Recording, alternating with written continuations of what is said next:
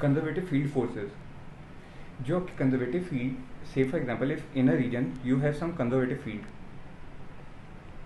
जैसे conservative field region, इस region में आपके पास कोई एक बॉडी है जो इनिशियली इस लोकेशन पर है, लोकेशन ए.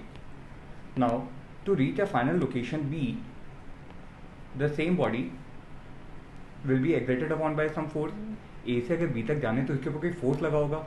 अगर बॉडी कंजर्वेटिव फील्ड रीजन में रखी हुई है तो उसके ऊपर एक कंजर्वेटिव फोर्स लगेगा. कौन सा फोर्स लगेगा? कंजर्वेटिव फोर्स लगेगा. वो कंजर्वेटिव फोर्स जो इसके ऊपर लगा ए से बी तक जाने में, इस कंजर्वेटिव फोर्स ने कुछ वर्क किया होगा. कंजर्वेटिव फोर्स ने कुछ वर्क किया होगा और वो वर्क जो है वो बॉडी की कौन सी एनर्जी में कन्वर्ट होगी? पोटेंशियल एनर्जी में. Because for the conservative field forces, the work done by the conservative field forces will only be responsible for changing the potential energy of the body. ठीक है. So work done by conservative field will be equal to the change in potential energy. जब तुम्हारी body A point से B point पे जाएगी, तो let the potential energy at the point A is U A, और जो कि B point पे पोटेंशियल एनर्जी है वो कितनी है? U B. So you will say that the work done by the conservative field will be equal to U A minus U B. ऐसा क्यों? ऐसा इसलिए कि जो तुम्हारे कंजर्वेटिव फोर्सेज जो होते हैं वो बॉडी को उसकी नेचुरल टेंडेंसी की तरफ लेके जाने की टेंडेंसी रखेंगे. अगर बॉडी पे एक फोर्स लगा तो बॉडी के ऊपर क्या आएगी? एक्सेलरेशन आएगी. अगर एक्सेलरेशन आई तो क्या आएगी? साथ में वेलोसिटी आएगी. वेलोसिटी अगर आई तो उसने वेलोसिटी क्या कर ली? चेंज कर ली. वेलोसिटी चेंज होनी नहीं चाहिए थी. तो अब इस कंजर्वेटिव फोर्स के ऑपोजिट डायरेक्शन में एक एक्सटर्नल फोर्स लगाते हैं. कंजर्वेटिव फोर्स के ऑपोजिट डायरेक्शन में एक इक्वल मैग्नीट्यूड का एक्सटर्नल फोर्स लगाओगे so that the net force on the body is equal to zero. Net force अगर जीरो हुआ तो एक्सेलरेशन कितनी आएगी? जीरो. वेलोसिटी में चेंज कितना आएगा? जीरो. तो काइनेटिक एनर्जी का चेंज कितना होगा? जीरो. तो सिर्फ और सिर्फ जो वर्क जो होगा वो किस में कन्वर्ट हो पाएगा? पोटेंशियल एनर्जी में. किस में कन्वर्ट हो पाएगा? पोटेंशियल एनर्जी में. So you will say that the work done by external agent is equal to negative work done by the conservative field. Work done by the external agent is equal to the negative of the work done by the conservative field, क्योंकि external agent का force और conservative field force दोनों की direction क्या है? Opposite है. Now you already know that the work done by the external agent is given by delta U, where delta U is defined as final potential energy minus initial potential energy. Delta U का मतलब क्या होगा? Final potential energy minus initial potential energy. लेकिन अगर आप बात करो conservative field की तो उसमें एक नेगेटिव साइन की वजह से work done by the conservative field forces will come out to be U A minus U B, और यू में से it is equal to minus delta U. So conservative field forces की वजह से body की पोटेंशियल एनर्जी हमेशा क्या होती है? डिक्रीज होती है. कंजर्वेटिव फील्ड फोर्सेज की वजह से जो तुम्हारी बॉडी है उसकी पोटेंशियल एनर्जी हमेशा क्या होगी? डिक्रीज होगी. ठीक है. जैसे अगर हम एग्जांपल देखें ग्रेविटेशनल फील्ड का, say for example you have a ground and on the ground you have one body somewhere over here. M mass की आपके पास बॉडी है which is at a height of H from the ground. और यहाँ पे acceleration due to gravity किस तरफ है? डाउनवर्ड डायरेक्शन में, जिसकी वजह से mg फोर्स बॉडी के ऊपर कहाँ लगेगा? डाउनवर्ड डायरेक्शन में. जो तुम्हारी बॉडी है इसकी दो लोकेशन है. एक लोकेशन x जो उसकी किसी हाइट पे है और दूसरी लोकेशन y जो ग्राउंड पे. आपको ये पता है कि ग्राउंड पे जो हम रेफरेंस पोटेंशियल एनर्जी लेते हैं बॉडी की वो कितनी लेते हैं? जीरो. और एक्स हाइट पे उसकी पोटेंशियल एनर्जी क्या होगी? mgh. So the potential energy at the location x is equal to mgh and the potential energy at the location y is equal to zero. So the work done by gravitational force कितना आएगा? Change in potential energy. कौन सी potential energy?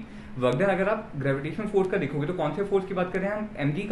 mg का work कितना आएगा? mgh, जो किसके बराबर आएगा? ux minus uy. बात समझ में आई? ux मतलब इनिशियल और uy मतलब final position. So the work done by the conservative field forces are always given by the minus delta U, और initial potential energy minus final potential energy. और आप क्या बोलोगे? जो कंजर्वेटिव फील्ड फोर्सेज हैं वो बॉडी की एनर्जी क्या करवाते हैं? डिक्रीज करवाते हैं. हर बॉडी की टेंडेंसी ये होती है कि वो अपनी मिनिमम पोटेंशियल एनर्जी की तरफ जाए. सो कंजर्वेटिव फील्ड फोर्सेज ऐसे फोर्सेज होते हैं जो बॉडी की उसको स्टेबिलिटी की तरफ लेके जाती है. बॉडी को उसकी स्टेबिलिटी की तरफ लेके जाती है. बॉडी को उसके मिनिमम पोटेंशियल एनर्जी वाले डायरेक्शन में लेके जाती है. बात समझ में आई? सो अगर आपको वेरिएबल फोर्स है, कोई अगर फील्ड फोर्सेज जो है वो भी वेरिएबल फोर्सेज हो सकते हैं, तो उनकी वजह से जो आप वर्क डन जो निकालोगे वॉल ऑफ वर्क डन कितना बोलोगे, integral D W, wall of work कितना बोलोगे, इंटीग्रल डी डब्ल्यू, जो होगा किसके बराबर, माइनस डेल्टा यू के, ठीक है। So delta U can be given as minus integral of F dot D S, जो कि वर्क क्या होता है, F dot D S. So delta U for conservative field forces can be given by minus F dot D S. अब हमेशा वो question में आपको लिख के नहीं देगा कि वो कॉन्जर्वेटिव फील्ड फोर्स है या नहीं है। नॉन कंजर्वेटिव के आपको कुछ एग्जांपल्स पता है, फ्रिक्शन हो गया, सबसे मेजर एग्जांपल फ्रिक्शन ही है। उसके अलावा अगर वो mg बोलते हैं, इलेक्ट्रिक फील्ड बोलते हैं, मैग्नेटिक फील्ड बोलते हैं, तो वो सारे कॉन्जर्वेटिव फील्ड फोर्सेज हैं। तो वो आपको पता होना चाहिए कि कॉन्जर्वेटिव फील्ड फोर्सेज के लिए the relation between the potential energy and the force is given by delta U equal to minus F dot D S. It is given by minus F dot D S, ठीक है। So now let us consider कि आपकी जो field forces हैं वो सिर्फ और सिर्फ यूनिडायरेक्शनल है। For unidirectional conservative field forces क्या होगा, यूनिडायरेक्शनल कॉन्जर्वेटिव फील्ड फोर्सेस का मतलब क्या है कि जो फील्ड फोर्स है वो सिर्फ और सिर्फ अलोंग एक्स डायरेक्शन है, या सिर्फ और सिर्फ वाई डायरेक्शन में या जेड डायरेक्शन में, किसी भी एक डायरेक्शन में है, दो डायरेक्शन में नहीं है।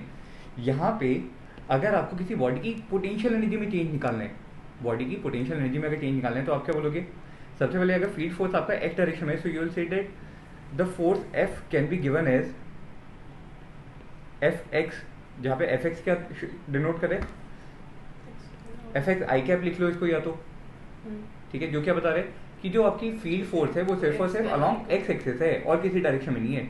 अगर इस डायरेक्शन में आपकी बॉडी मूव की, सो एट एनी लोकेशन, मतलब इनिशियल पॉइंट से एक्स डिस्टेंस पे गए और वहाँ पे जाके डी एक्स वेट का आपने एक छोटा सा एलिमेंट लिया, सो बॉडी का इनिशियल पॉइंट कौन सा है, पहला वाला, फाइनल पॉइंट कौन सा है, डी एक्स एलिमेंट का final point. So initial point से लेके फाइनल पॉइंट तक जाने में बॉडी की पोटेंशियल एनर्जी में कितना डिक्रीमेंट आया होगा, वो डिक्रीमेंट मुझे निकालना है, ठीक है। सो आप क्या बोलोगे, ऊपर वाले एग्जांपल से आप बोलोगे कि आपका चेंज इन पोटेंशियल एनर्जी, ये तो था फाइनाइट, डेल्टा का मतलब क्या होता है, फाइनाइट चेंज, इंटीग्रेशन का मतलब क्या है, फाइनाइट। अगर मैं डी यू, क्योंकि ये छोटा सा लेंथ है इसलिए यहाँ पे हमारी चेंज इन पोटेंशियल एनर्जी भी कौन सी आएगी, छोटी सी, तो इसको क्या लिखा, D U is equal to minus F vector dot D S vector. F vector कौन सी डायरेक्शन में, सिर्फ और सिर्फ एक डायरेक्शन में, और डी एक्स वेक्टर भी उसी डायरेक्शन में, तो मैं इसको कैसे लिख सकता हूँ, एफ डॉट डी एक्स लिख सकता हूँ डायरेक्टली।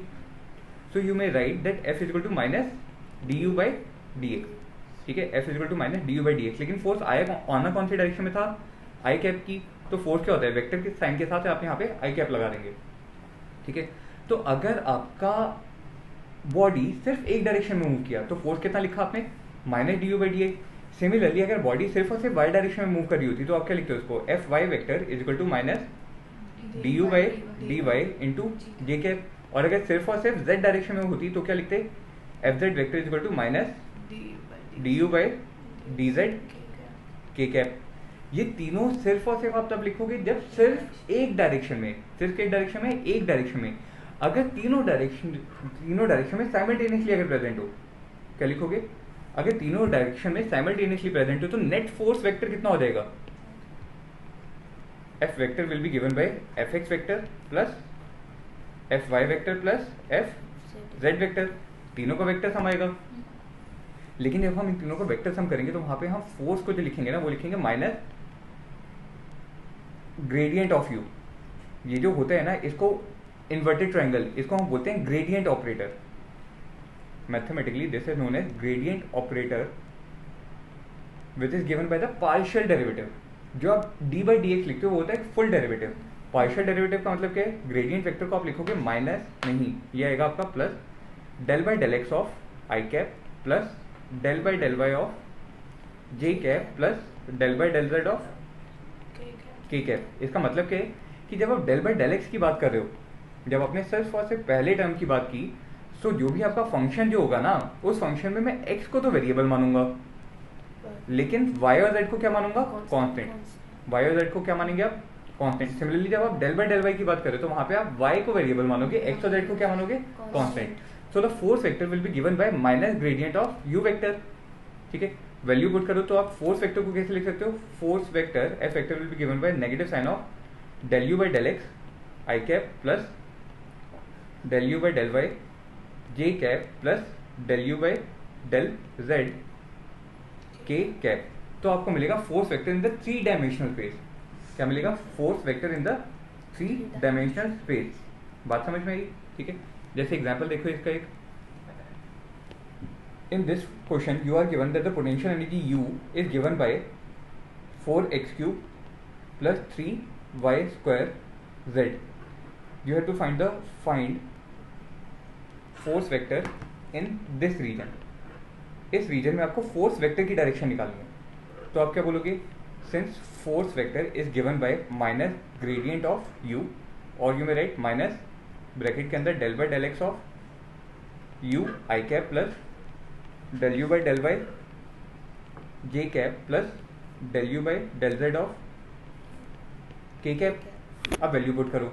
अगर मैं सिर्फ एक एक करके निकालता हूँ, del you by del X अगर आप निकालोगे तो आप क्या बोलोगे? Partial derivative of the function u 4x³ plus 3y² z, और इसका डेरिवेटिव किसके रिस्पेक्ट में निकालना है? सिर्फ x के रिस्पेक्ट में। अगर आप x के रिस्पेक्ट में डेरिवेटिव निकालना चाहते हो तो y और z वाली टर्म क्या हो देंगी? कांस्टेंट। तो एक तरीके से 3y² पूरा क्या हो गया? कांस्टेंट हो गया। तो इसका डेरिवेटिव कितना आएगा? सिर्फ 12x²। समझ में आया?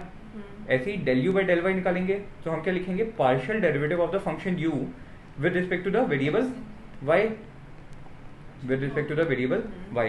जब आप y वाले वेरिएबल की बात करोगे तो उसके लिए x क्या हो जाएगा? कांस्टेंट, और z क्या हो जाएगा? कांस्टेंट। सो 4x³ पूरा एक कांस्टेंट हो गया, उसका डेरिवेटिव तो 0 आ जाएगा। और 3y² z में 3 और z दोनों कांस्टेंट है, y² का डेरिवेटिव कितना आएगा? 2y। So this will be given by 6yz। Similarly last में हम निकालेंगे क्या? Del you by del Z, जो आपको क्या बताएगा? Derivative of the potential energy u taking the variable as z, taking the variable as z। तो बताओ कितना आएगा?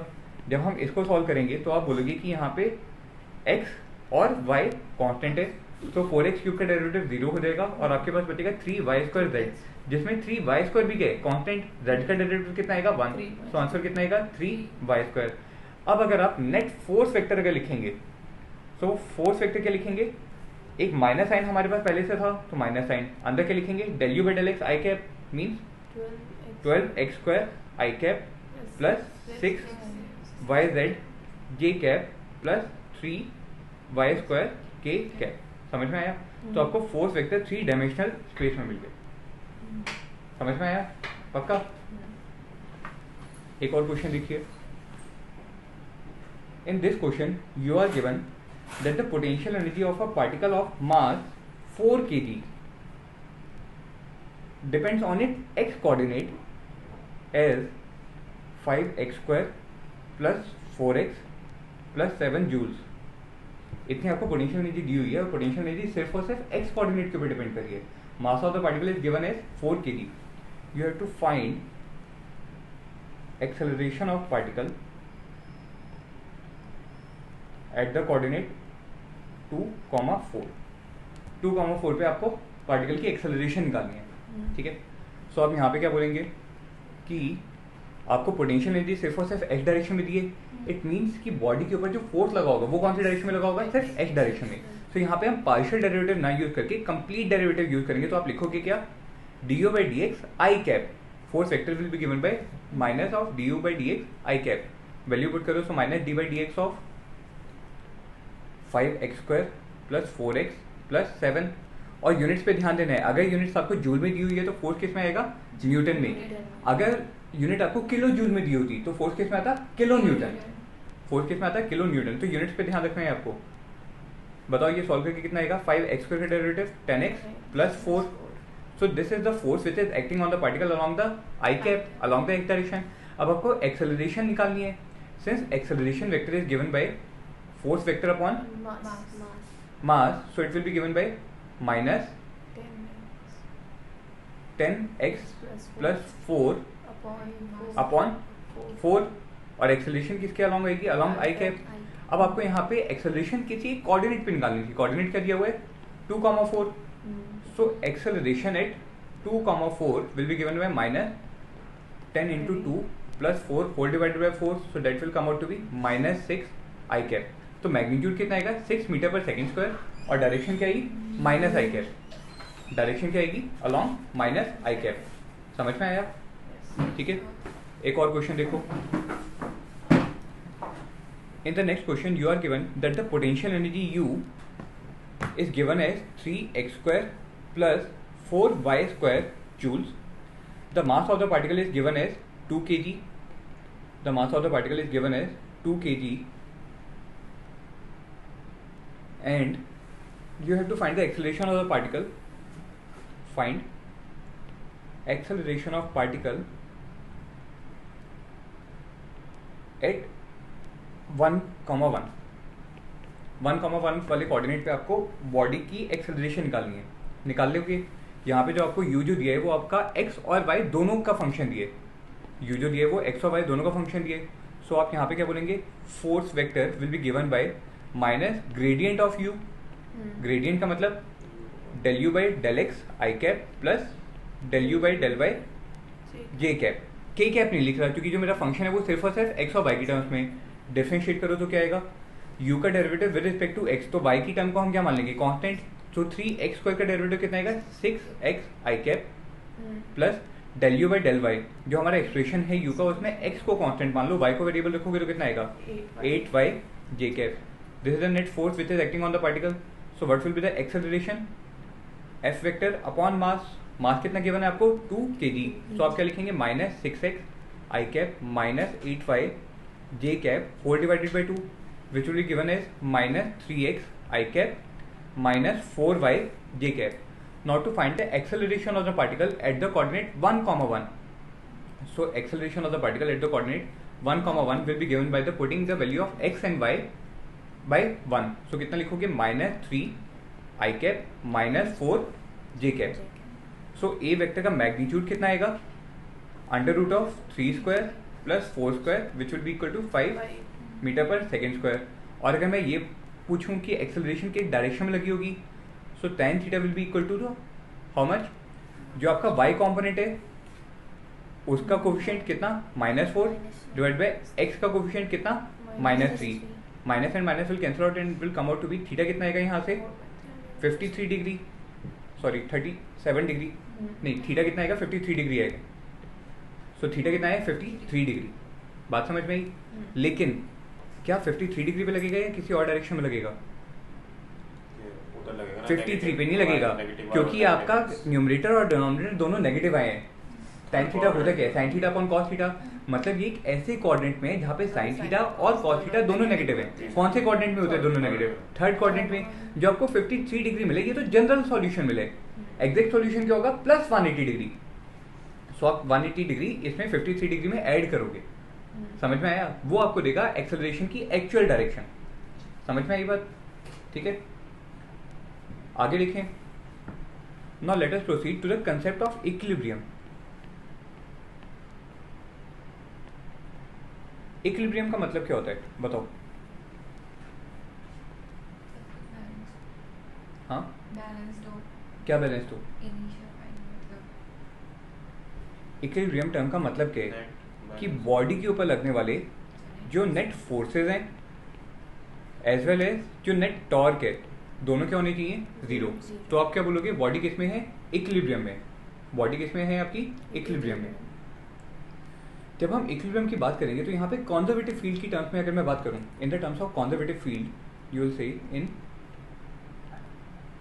कॉन्जर्वेटिव फील्ड्स जो आपका फोर्स है वो कैसे मिलेगा आपको, minus D you by D x I cap. अगर सिर्फ और सिर्फ एक डायरेक्शन में मानूँ तो फोर्स कैसे मिलेगा, minus D you by D x I cap. अगर मैं बॉडी के ऊपर लगने वाले नेट फोर्सेज की अगर बात करूँ तो वो नेट फोर्सेज कितने होने चाहिए थे, 0.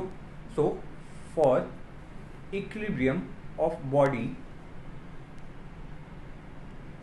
Under the action of equilibrium under the action of conservative forces. क्योंकि अगर बॉडी के ऊपर आपने कोई एक्सटर्नल फोर्स लगाया फिर तो बॉडी रेस्ट पे होगी या नहीं होगी उसकी गारंटी नहीं है. तब तो आपको देखना पड़ेगा कि बॉडी के ऊपर लगने वाले जो net forces, net external forces जो है वो किस डायरेक्शन में. लेकिन अगर आपने बॉडी को सिर्फ और सिर्फ कॉन्जर्वेटिव फील्ड में रखा है तो कॉन्जर्वेटिव फील्ड में हमेशा उसके ऊपर एक फोर्स लगा होगा. जैसे बॉडी को अगर आपने किसी भी सरफेस पे रखा हो, किसी भी लोकेशन पे रखा हो, उसके ऊपर ग्रेविटेशनल फोर्स लगेगा ही लगेगा. अगर कोई चार्ज पार्टिकल है तो उसके ऊपर एक इलेक्ट्रोस्टैटिक फोर्स हमेशा लगेगा, वेदर इट इज स्टेशनरी और it is moving with some velocity, हमेशा लगेगा. ठीक है. सो हम उसकी उन फोर्सेस की वजह से बॉडी का इक्विलिब्रियम देखना चाह रहे हैं. So for the equilibrium of body under the action of conservative field forces, you will say that since net force क्या होने चाहिए थे 0, so आप बोलोगे क्या कि minus D you by D x should be equal to 0, और you may say that the magnitude of delta d u upon d x of the body should be equal to 0. अगर magnitude आपका d you by D x का 0 होगा तो यहाँ पे आपके 3 अलग अलग केसेस बन सकते हैं. 3 अलग अलग केसेस बन सकते हैं. क्या? सबसे पहले तो जो आपका u है वो क्या हो, कांस्टेंट हो. अगर पोटेंशियल एनर्जी कांस्टेंट होगी तो उसका डेरिवेटिव कितना आएगा, खुद 0 आ जाएगा. दूसरा, u जो है वो आपका मैक्सिमम हो सकता है, पोटेंशियल एनर्जी मैक्सिमम हो सकती है, तो भी उसका फर्स्ट डेरिवेटिव क्या आ रहा होगा, 0 आ रहा होगा. और हो सकता है कि आपकी पोटेंशियल एनर्जी मिनिमम रही हो, तो भी उसका फर्स्ट डेरिवेटिव क्या आएगा, 0. मैक्सिमम है या मिनिमम है वो आप फाइंड आउट कैसे करते हो, सेकंड डेरिवेटिव निकाल के. जो भी आपका पोटेंशियल एनर्जी या जो भी आपके पास मैथमेटिकल फंक्शन है उसका फर्स्ट डेरिवेटिव आप 0 से इक्वेट करते हो तो आपको स्टेशनरी पॉइंट्स मिलते हैं. आपको वो पॉइंट्स मिलते हैं जहाँ पे फंक्शन या तो मैक्सिमम पे रहा होगा या मिनिमम पे रहा होगा. अब किस पॉइंट पे वो मैक्सिमम है या किस पॉइंट पे मिनिमम है वो कैसे फाइंड आउट करोगे, bye taking the second derivative. Second derivative का मैथमेटिकल एक्सप्रेशन में जो आपके स्टेशनरी पॉइंट्स आए थे उनकी वैल्यूज अगर आप डालोगे तो आपके पास कुछ न्यूमेरिकल मैग्नीट्यूड आएगा.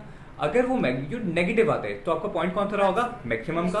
और अगर सेकंड डेरिवेटिव का मैग्नीट्यूड पॉजिटिव आता है तो स्टेशनरी पॉइंट कौन सा रहा होगा, मिनिमम का.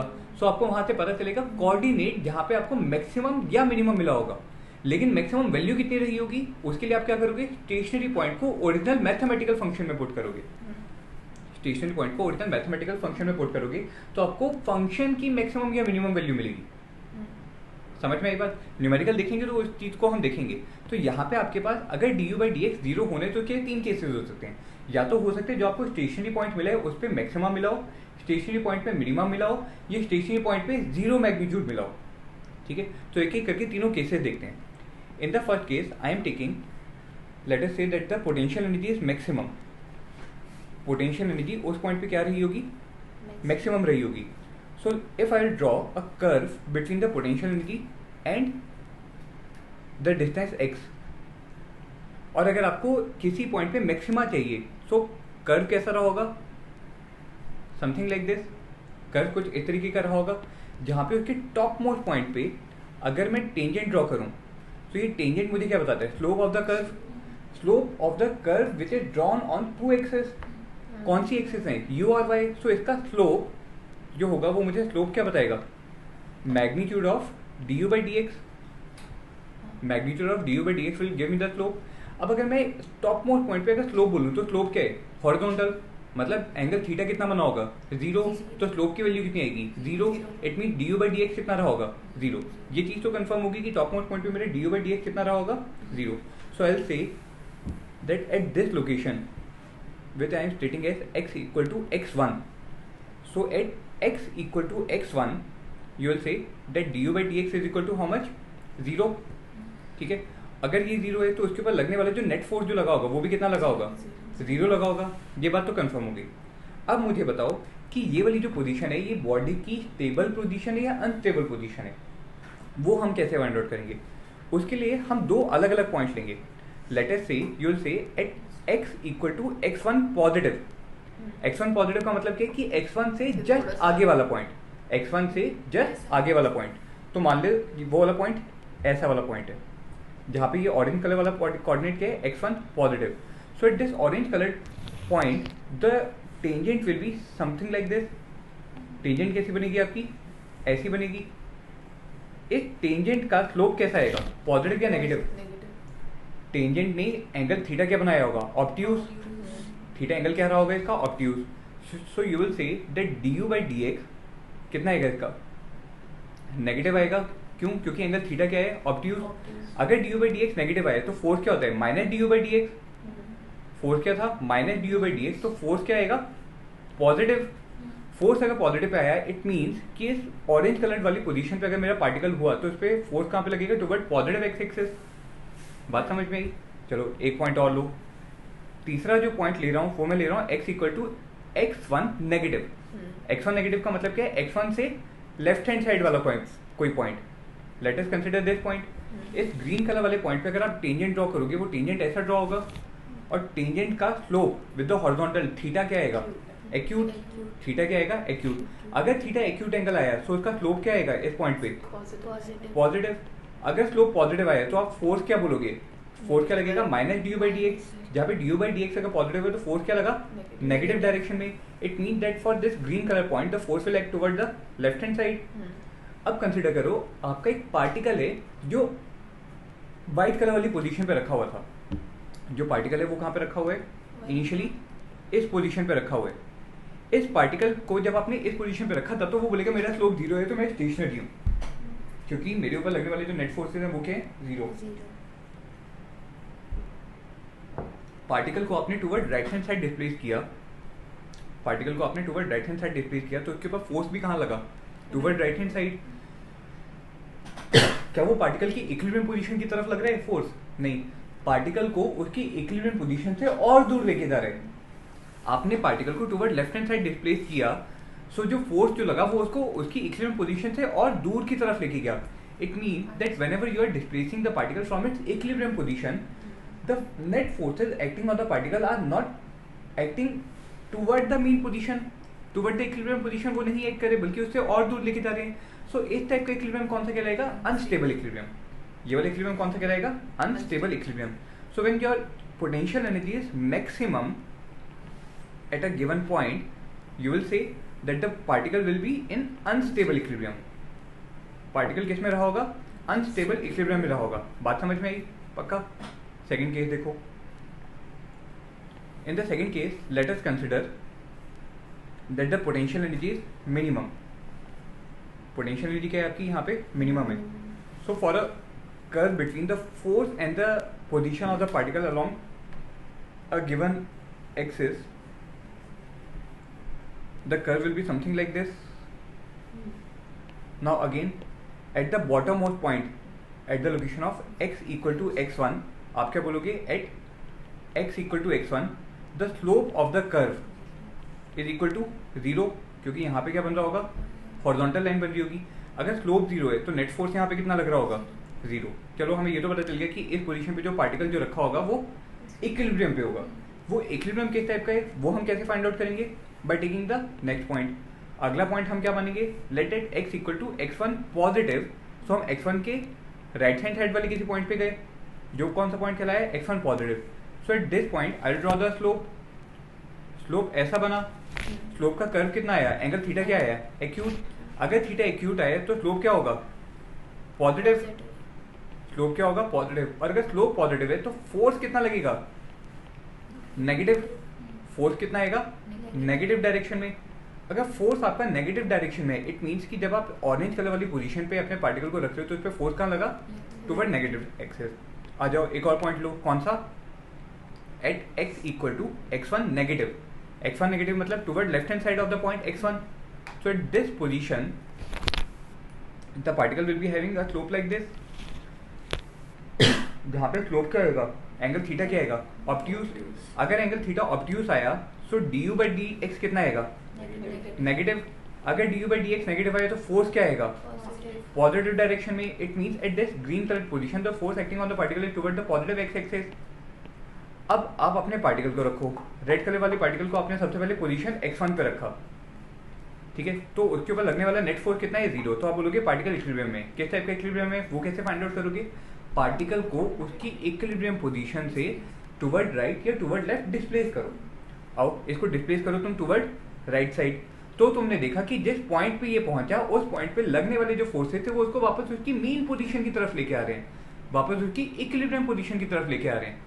अगर आपने पार्टिकल को toward left hand side displace किया तो उसके ऊपर लगने वाले नेट फोर्सेस उसको वापस उसकी इक्विलिब्रियम पोजीशन पे लेके जा रहे हैं। तो हमेशा पार्टिकल जो है वो कैसा इक्विलिब्रियम में होगा, स्टेबल इक्विलिब्रियम। पार्टिकल कौन से इक्विलिब्रियम में होगा, स्टेबल इक्विलिब्रियम में। So you will say that when potential energy is minimum then you will say कि इक्विलिब्रियम किस टाइप का है, स्टेबल इक्विलिब्रियम। इक्विलिब्रियम किस टाइप का है आपका, स्टेबल इक्विलिब्रियम। बात समझ में आई, ठीक है। लास्ट केस कौन सा, जहां पे हमारी पोटेंशियल एनर्जी क्या रही हो, कांस्टेंट। पोटेंशियल एनर्जी क्या है, constant. So for a curve between the potential energy and the unit direction x, the curve may be something like this, ठीक है। सो यहाँ पे मैं एक जोन की बात करूंगा, between this zone and this zone when my potential energy is constant. So let us say that this zone is x dash and the other line is x double dash. इसके बीच में मैं 3 point ले रहा हूँ, ठीक है. एक तो मेरा ओरिजिनल पॉइंट जो हम लेते थे कौन सा, x1 वाला point. So you will say that at x equal to x1, at x equal to x1 du by dx कितना आएगा, स्लोप इस वाले पॉइंट पे कितना है, 0. सो नेट फोर्सेस कितने लग रहे होंगे, 0. फिर आप कहाँ जाओगे, इसके राइट हैंड साइड वाले पॉइंट पे. So at x equal to x1 positive, मतलब मैंने पॉइंट कहाँ लिया, उसके राइट हैंड साइड पे x1 पॉजिटिव. वहां पे भी स्लोप ऑफ द कर्व जो है वो कितना है, 0. So you will say that at this point du by dx is equal to 0. Therefore the net force acting on the this direction, this point is also equal to 0. तीसरा point हम कहाँ पे लेंगे, x1 के negative में. So at this point the slope of the curve is again 0. So at x equal to x1 negative you will say that potential the slope of the potential energy with respect to the direction is 0 and therefore the net forces acting on the particle is equal to 0. यहाँ पे तीनों cases में net force कितना आ रहा है, 0. मतलब particle को या बॉडी को आप उसकी इक्विलिब्रियम पोजीशन से डिस्प्लेस करो, उसके ऊपर कोई फोर्स ही नहीं लग रहा, तो वो किस टाइप का इक्विलिब्रियम होगा, न्यूट्रल इक्विलिब्रियम. वो इक्विलिब्रियम क्या कहलाता है, neutral equilibrium. So you will say when the potential energy is constant then the particle would have been in neutral equilibrium. कौन सा इक्विलिब्रियम होगा, न्यूट्रल इक्विलिब्रियम, या फिर इसको कुछ लोग मेटा स्टेबल इक्विलिब्रियम बोल देते हैं, मेटा स्टेबल इक्विलिब्रियम. बात समझ में आई, ठीक है. पोटेंशियल एनर्जी का समझ में आया, मैक्सिमम मिनिमम और 0 के होने पे कैसे कैसे चेंज होगा, ठीक है. और सर दोनों का कंबाइन आ जाए, फिर दोनों का कंबाइंड अगर आपके पास कर्व कुछ इस तरीके का है जहाँ पे मैक्सिमा भी मिल रहे और मिनिमा भी मिल रहे, समथिंग लाइक दिस. सो आप पार्टिकल की पोजीशन के रिस्पेक्ट में बताओगे, पार्टिकल की पोजीशन के रिस्पेक्ट में बताओगे कि क्या तुम्हारा पार्टिकल स्टेबल इक्विलिब्रियम पे या अनस्टेबल. हमेशा पार्टिकल पूरे के पूरे रीजन में एक ही इक्विलिब्रियम पे नहीं होगा, वो डिपेंड करेगा कि पार्टिकल की पोजीशन क्या है. समझ में आई बात. तो यहाँ पे अगर हम इस मिनिमम वाले पॉइंट पे अगर बात करें, इस वाले पॉइंट पे अगर मैं बात करूं तो पार्टिकल इस वाली लोकेशन पे किस पे होगा, स्टेबल इक्विलिब्रियम पे, ठीक है. और अगर मैं पार्टिकल के इस लोकेशन की बात करूं तो यहाँ पे किस पे रहा होगा, अनस्टेबल इक्विलिब्रियम पे. और मुझे ये बताओ पार्टिकल अगर इस लोकेशन पर है तो ये वाला कौन सा इक्विलिब्रियम होगा, at this blue colour location कौन सा इक्विलिब्रियम कहलाएगा, ये इक्विलिब्रियम ही नहीं होगा, क्योंकि यहाँ पे तो ऑलरेडी पार्टिकल का कुछ स्लोप तो आ ही रहे. अगर कुछ स्लोप आए तो यहाँ पे du by dx तो वैसे ही नॉन जीरो है, du by dx non zero है तो नेट फोर्सेस क्या लग रहे होंगे, नॉन जीरो. तो पार्टिकल इक्विलिब्रियम में ही नहीं बचा ना. समझ में आई बात, पक्का. तो depending upon the position of the particle in the given conservative field you will decide whether the particle is in stable equilibrium, whether it is in unstable equilibrium, whether it is in neutral equilibrium, और क्या ये equilibrium में है भी या नहीं है, आपको वो भी फाइंड आउट करना होगा. समझ में आई बात. और वो सब का सब आप कैसे फाइंड आउट करोगे, by looking at the graph between the potential energy and the direction. समझ में आया. आगे देखो, power. What do you understand by the term power.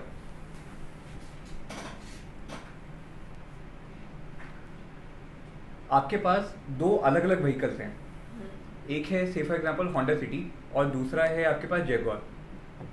दो अलग अलग कोई भी व्हीकल्स, दोनों व्हीकल्स में डिफरेंस. जब आप कोई कार परचेज करने जाते हो, कोई बाइक परचेज करने जाते हो, साइकिल परचेज करने गए, सो आप उससे पूछते हो कि यार इसकी पावर कितनी है. पावर का मीनिंग क्या होता है वहाँ पे, अगर आप कितनी तेजी से व्हीकल जो है वो एक्सेलरेट करेगा. जिसकी पावर जितनी ज्यादा होती है वो उतनी जल्दी एक्सेलरेट करते हैं, जितनी कम पावर होगी उतना धीरे एक्सेलरेट करेगा, हाँ या ना. तो पावर ने बेसिकली आपको बताया क्या, rate of change of acceleration. Acceleration कहाँ से आई होगी, फोर्स से. फोर्स अगर आया है तो पार्टिकल के ऊपर वर्क हुआ होगा. It means that power is basically telling you the rate of doing work.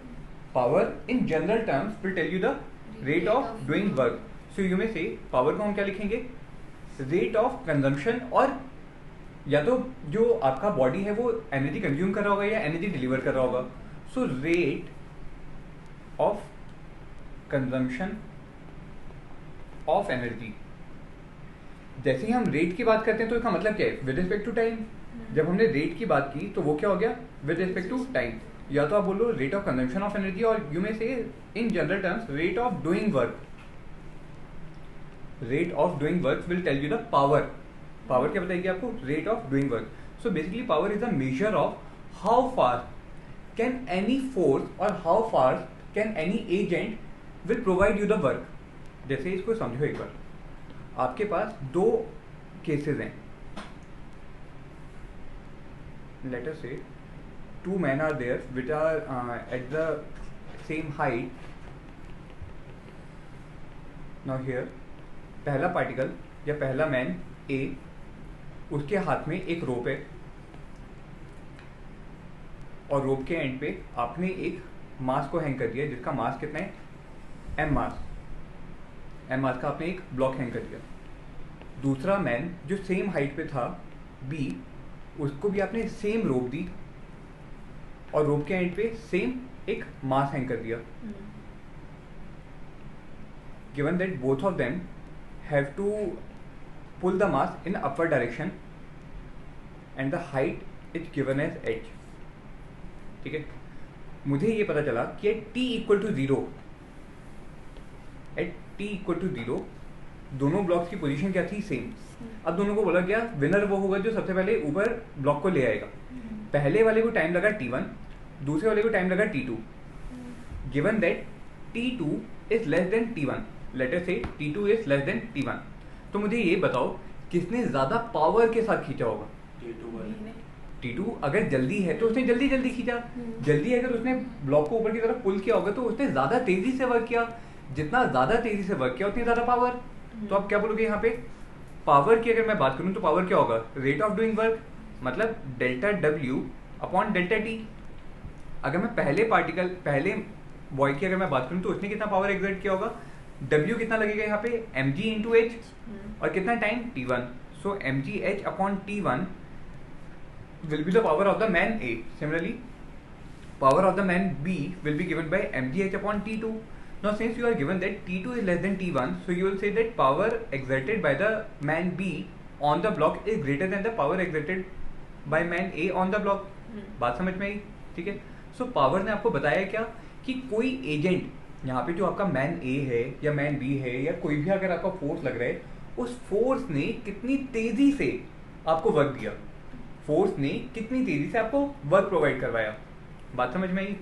आपको हमेशा सिर्फ वर्क से काम नहीं होता, वर्क से मतलब नहीं होता, आपको ये भी चाहिए होता है कि वर्क कितनी तेजी से हो रहा है। यहाँ से आपको दिल्ली जाना है, यहाँ से आपको चंडीगढ़ जाना है, या यहाँ से आपको बेंगलोर जाना है, नेटवर्क तो हमेशा क्या रहेगा, सेम।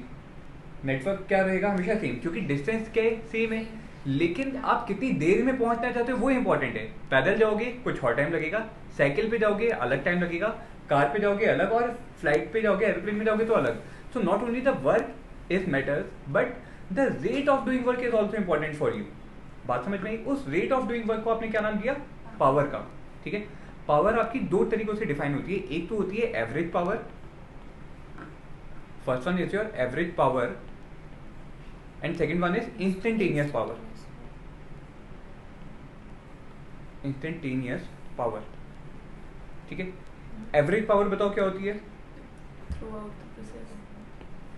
अगर हम बात करें एवरेज पावर की, so average power will be defined as the total work done on the body divided by the total time taken to do the work, ठीक है। तो आप क्या बोलोगे, it is the ratio of total work done divided by total time taken,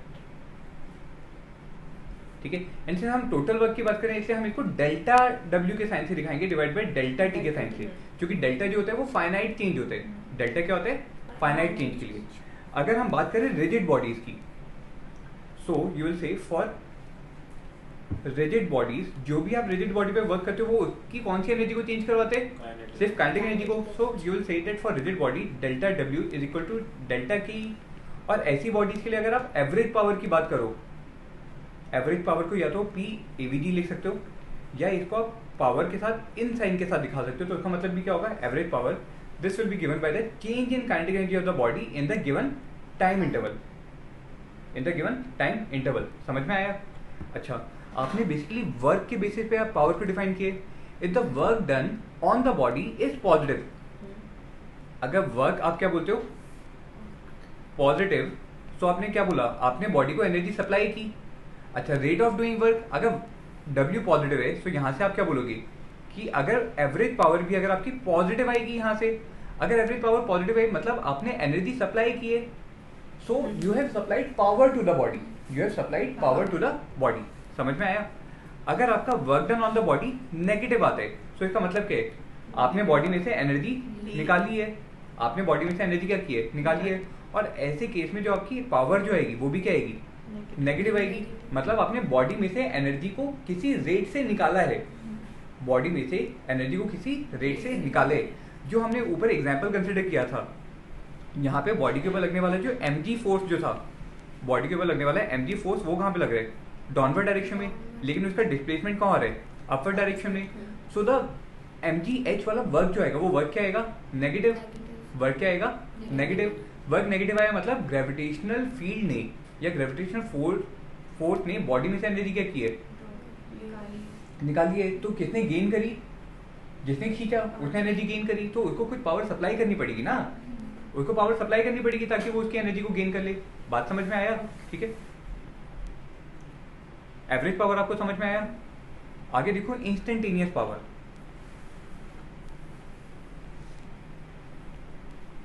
instantaneous power, instantaneous power क्या होती है, कुछ पर्टिकुलर इंस्टेंट के लिए हम मेजर करते हैं पावर। हाँ, so if in a process of, if in a process you will say that the work is continuously changing, work जो हो रहा है वो क्या हो रहा है, continuously change हो रहा है, work done is continuously changing,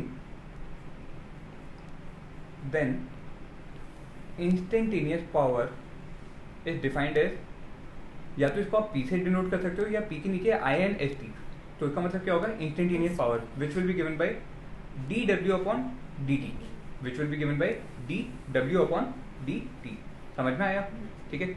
अच्छा, जो आपकी वर्क है, वर्क क्या था, F वेक्टर डॉट डी, छोटा वाला वर्क क्या होगा, F vector dot ds vector, and for unidirectional force you may write it as F vector dot dx vector.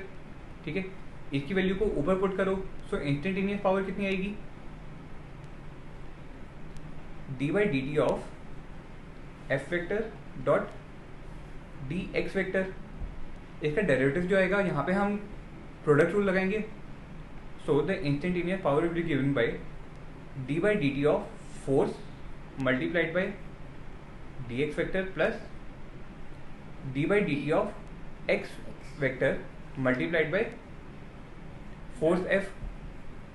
ठीक है, multiplied by the force F। यहाँ से डी साइन हटा देते हैं।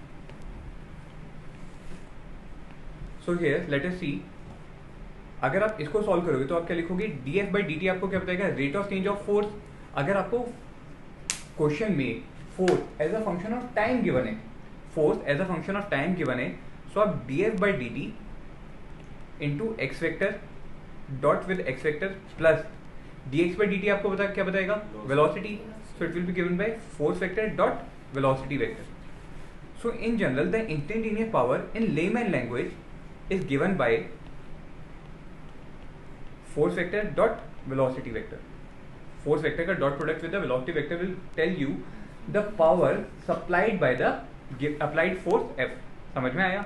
ठीक है, तो जो से आपके सपोर्टिंग फोर्सेज होंगे, जो आपके सपोर्टिंग फोर्सेज होंगे, वो सपोर्टिंग फोर्सेज क्या करेंगे, बॉडी को एनर्जी सप्लाई करेंगे। जो आपके रेजिस्टिंग फोर्सेज होंगे वो एनर्जी, बॉडी में से एनर्जी को निकालेंगे। ठीक है, क्वेश्चन देखिए, in the first question you are being asked to calculate the average power of gravity during a projectile motion. Projectile motion में आपको एवरेज पावर कैलकुलेट करनी है। प्रोजेक्टाइल मोशन में होगा क्या, आप अपने पार्टिकल को ओरिजिन पे u वेलोसिटी के साथ किसी एंगल थीटा पे प्रोजेक्ट करते हैं, सो इसका मोशन जो होता है वो मोशन कैसा होता है, parabolic motion. here you have to find the average power of gravity in motion of a projectile of mass m starting from the origin point to the highest point of trajectory. कहाँ से लेके कहाँ तक के लिए आपको average power निकालनी है? Starting from the origin point A to the highest point of the trajectory A, given that the mass of the projectile is m. ठीक है, u और थीटा आपको क्वेश्चन में दिया हो. फाइन. तो सबसे पहले आप क्या करेंगे, आपको निकालना है कि एवरेज पावर. एवरेज पावर किसके ऊपर डिपेंड करेगा? Net work done. और आपको एवरेज पावर निकालना किसका है? Of gravity. So let me write the question. Find average power किसकी? Of gravity. So gravitation field जो है वो कौन सी फील्ड होती है? Conservative field. कॉन्जर्वेटिव फील्ड का वर्क क्या उसके पाथ के ऊपर डिपेंड करते हैं? नहीं. किसके ऊपर डिपेंड करते हैं? सिर्फ और सिर्फ इनिशियल और फाइनल पोजीशन के ऊपर. इनिशियल पोजीशन क्या है? ओरिजिन. फाइनल पोजीशन क्या है? Point A which is at maximum height. Maximum height कितनी होती है प्रोजेक्टाइल की? u square sine square theta upon 2g. So आपको मैक्सिमम हाइट पता है. अगर आपको मैक्सिमम हाइट पता है तो आपको ग्रेविटेशन का नेट वर्क पता चल गया ना. कितना वर्क होगा? मास m है तो ग्रेविटेशन फोर्स कितना लगा है? mg. और डिस्प्लेसमेंट कितना हुआ है? हाइट h के बराबर. So the work done will be equal to mg into h max. mg into h max. तो आपको नेट वर्क पता चल गया. ओरिजिन पॉइंट से उसको टॉप हाइट तक पहुंचने में कितना टाइम लगा? टाइम ऑफ लाइट का हाफ. टाइम ऑफ लाइट का हाफ टाइम लगा होगा ना. टाइम ऑफ लाइट कितना होता है? Capital T 2u sine theta by g. So delta t कहाँ से लेके कहाँ तक? जीरो से लेके उसको अपनी मैक्सिमम हाइट तक पहुंचने में जो टाइम जो लगा वो कितना लगेगा? टाइम ऑफ लाइट का हाफ. तो कितना हो जाएगा? u sine theta upon g. कितना लगेगा? u sine theta upon g. So you will say that the average power of the gravity will be given by delta W upon delta T. Values put करो तो क्या लिखेंगे? mg into u square sin square theta upon 2g whole divided by u sin theta upon g. g and g will cancel out, u and u will cancel out and you will get sin theta से एक sin theta भी जाएगा तो आपके पास बचेगा कितना? Half mg u sin theta. Half mg u sin theta which will be the answer to this problem. समझ में आया? पक्का? अच्छा, अगर सेम क्वेश्चन में मैं आपसे ये बोलूं कि आपको इंस्टेंटेनियस पावर निकालनी है, you have to find the instantaneous power of the gravity at any point during the of the trajectory of the particle. So this was first part of the problem. And second part में आपको क्या निकालना है? Find instantaneous power किसकी? Of gravity. Find the instantaneous power of the gravity as a function of time. As a function of time. ठीक है, तो आप क्या बोलोगे यहाँ पे? दोबारा एक बार डायग्राम ड्रॉ करते हैं प्रोजेक्टाइल का. आपका जो पार्टिकल है उसको आपने बॉटम मोस्ट पॉइंट पे u वेलोसिटी के साथ एंगल थीटा पे प्रोजेक्ट किया. तो इसका मोशन कैसा हुआ? Something like this. अच्छा, जो आपका u वेलोसिटी है उसके दो कंपोनेंट्स हुए. एक कंपोनेंट तो आएगा toward along the x axis which will be u cos theta और दूसरा आएगा along the vertical direction which will be u sin theta. मुझे आप ये बता सकते हो कि what will be the velocity along the x direction as a function of time? vx क्या लिखोगे? ux plus ax into t. vx will be given by ux plus ax into t. देखो यहाँ पे acceleration due to gravity is acting along the downward direction. X direction में कोई acceleration है क्या body के पास? नहीं. सो ax की वैल्यू कितनी आएगी? 0. So you will say that at each and every instant of the time the velocity along the x direction is equal to the velocity along the initial velocity along the x direction is equal to the final velocity along the x direction. ठीक है. अच्छा, similarly आप मुझे ये बताओ what will be the velocity along the y direction as a function of time? So आप क्या use करेंगे? vy is equal to uy plus ay into t. ay किस डायरेक्शन में लग रहा है? डाउनवर्ड डायरेक्शन में. So ay will be treated as minus g. So vy की वैल्यू कितनी आएगी? vy will be equal to u sine theta minus g t. ठीक है. अगर मैं कोई भी एक रैंडम पॉइंट p की बात करूं, सो इस पॉइंट पे इसकी जो वेलोसिटीज होंगी वो कौन सी होंगी? vx in the horizontal direction and vy in the vertical direction. So at point P जो आपका नेट वेलोसिटी वेक्टर जो आएगा वो कैसे मिलेगा आपको, vx vector plus vy vector. और अगर मैं वेलोसिटी, चलो आपको वेलोसिटी वेक्टर अगर लिखना है तो वेलोसिटी वेक्टर क्या लिखेंगे, vx i cap plus vy j cap. vx i cap plus vy j cap. vx किसके बराबर है, ux के, जिसका मैग्नीट्यूड कितना है, u cos theta. So you में write it as u cos theta i cap. vy कितना है आपके पास, u sin theta minus gt j cap. ये तो आपको मिल गई velocity at the point p point पे आपको वेलोसिटी मिल गई. आपको निकालना क्या है, instantaneous power of the gravity, gravitational forces. p point पे ऑब्जेक्ट के ऊपर ग्रेविटेशनल फोर्स के डायरेक्शन में लग रहा है, downward in the downward direction. और p पॉइंट पे जो आपकी नेट वेलोसिटी जो आई है वो नेट वेलोसिटी की डायरेक्शन में आई है, along this vector. This will be your velocity vector ना, ठीक है. तो ये वाला एंगल कितना आएगा, अगर आपको इंस्टेंटेनियस पावर निकालनी है तो इंस्टेंटेनियस पावर होगी क्या, force vector dot with velocity vector. Force vector dot with velocity vector, ठीक है. So you may write that instantaneous power developed by the gravity will be equal to force vector dot velocity vector. Force बताओ किस तरफ लग रहे हैं, particle के ऊपर, along the negative y direction. और लग कितना रहा होगा, mg. So you will write it as mg minus mg j cap dot with velocity vector, dot with velocity vector. Minus sign क्यों लिखा है mg के साथ, क्योंकि बॉडी के ऊपर जो ग्रेविटेशनल फोर्स लग रहा है वो डाउनवर्ड डायरेक्शन में लग रहा है, ठीक है. j कैप का डॉट प्रोडक्ट j कैप के साथ ही आएगा, i कैप के साथ तो जीरो हो जाएगा. सो इंस्टेंटेनियस पावर कितनी डेवलप होगी उसकी, mg into gt minus u sine theta. This will be the instantaneous power developed by the gravity. समझ में आया, पक्का. अगला क्वेश्चन देखिए.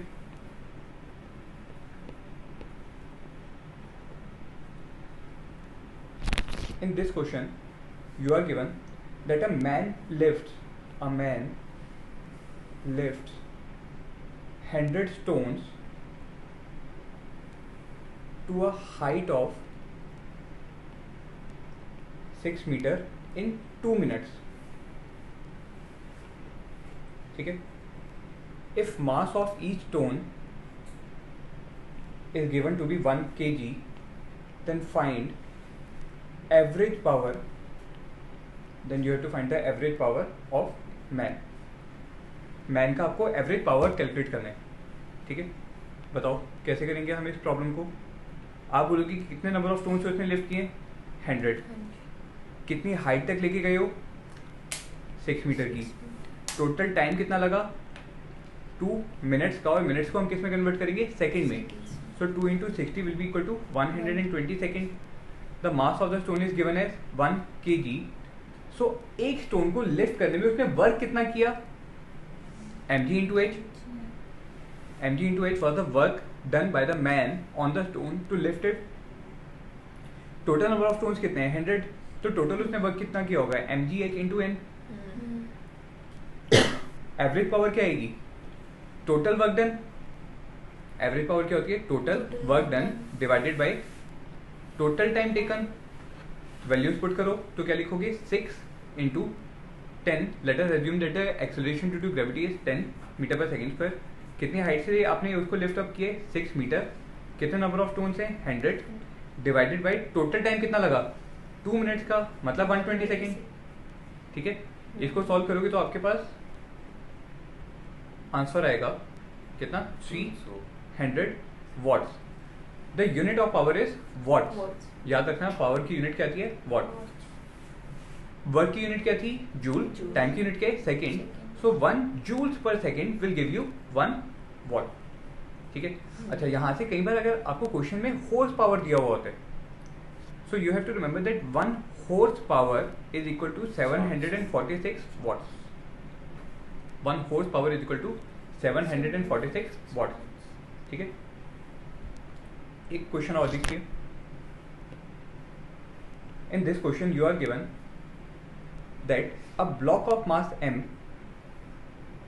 is kept on a rough horizontal surface where the friction coefficient between the block and the surface is mu. You have applied a constant force F on it so that it starts accelerating with the acceleration A. आपने जो force लगाया वो constant force लगाया है और उस constant force की वजह से बॉडी का एक्सेलरेशन कितना आया A. Then you have to find the power applied by the instantaneous power of the applied force at time t. Find the power of force. You have to find the power of force at time t. ठीक है. So सबसे पहले आप यहाँ पे क्या करेंगे, body का फ्री बॉडी डायग्राम बनाएंगे. So this was the given body having a mass m. इसके ऊपर आपने एक एक्सटर्नल फोर्स F लगाया जिसकी वजह से ये टुवर्ड राइट हैंड साइड जा रही है. अगर राइट हैंड साइड जा रही है बॉडी तो ब्लॉक और ग्राउंड के बीच में फ्रिक्शन क्या बोलेगा कि वो इस रिलेटिव मोशन को अपोज करेगा. कैसे अपोज करेगा, ऑपोजिट डायरेक्शन में लगती है. तो इसके ऊपर फ्रिक्शन फोर्स कहाँ पे लगेगा, toward left hand side. Body का खुद का mg फोर्स डाउनवर्ड डायरेक्शन में और एक normal reaction force between the ground and the block will be equal to n. Body अब मूव कर रही है तो मुझे ये बताओ फ्रिक्शन कौन सा लगेगा, स्टैटिक या काइनेटिक. Kinetic friction. क्वेश्चन में आपको सिर्फ एक फ्रिक्शन कोएफिशिएंट म्यू दिया हुआ है तो हम कौन सा एज्यूम कर सकते हैं, स्टैटिक या काइनेटिक. दोनों की वैल्यू ऑलमोस्ट क्या एज्यूम कर लेंगे, सेम. और फ्रिक्शन अब अपनी कौन सी वैल्यू पे होगा, मैक्सिमम पॉसिबल वैल्यू पे, क्योंकि काइनेटिक फ्रिक्शन लिमिटिंग फ्रिक्शन के बराबर मान लेंगे. सो फ्रिक्शन की लिमिटिंग वैल्यू कितनी आती है, म्यू इंटू एन, जहाँ पे एन किसके बराबर रहेगा, mg. So limiting friction will be equal to mu mg. अब जो आपका फोर्स है उस फोर्स को दो काम कर रहे हैं. पहला काम बॉडी को एक्सेलरेट करवाने का और दूसरा काम फ्रिक्शन फोर्स को अपोज करने का. फ्रिक्शन फोर्स को अपोज करने का भी तो काम करना है ना. तो यहाँ पे इक्वेशन ऑफ मोशन लिखिए. क्या लिखोगे आप, F minus frictional force should be equal to mass into acceleration. तो फोर्स कितना आएगा, mass into acceleration plus mu mg. g और m कॉमन आ जाएगा. So mg will be common and you will write 1 plus mu. This is the force required to accelerate the block with a constant acceleration a. इसका work बताओ कितना आएगा, ये sorry इसका power कितना आएगा. Power will be given by force into velocity. Power will be given by force into velocity. If we assume, क्योंकि यहाँ पे क्वेश्चन में आपको डेटा नहीं गिवन, so हम मान लेंगे कि इनिशियल वेलोसिटी कितनी है, 0. इनिशियल वेलोसिटी कितनी है, 0. सो पार्टिकल की वेलोसिटी या ब्लॉक की वेलोसिटी और ब्लॉक का फोर्स दोनों किस डायरेक्शन में आ रहे हैं, सेम डायरेक्शन में. सो डॉट प्रोडक्ट क्या हो जाएगा हमारा, सिंपल मल्टीप्लिकेशन हो जाएगा. और velocity as a function of time क्या लिख सकते हो, v is equal to u plus at, where u is the initial velocity of the particle. So you will write the power will be equal to mg 1 plus mu. ये तो क्या हो गया, force multiplied by velocity which is equal to a into T. ये आपको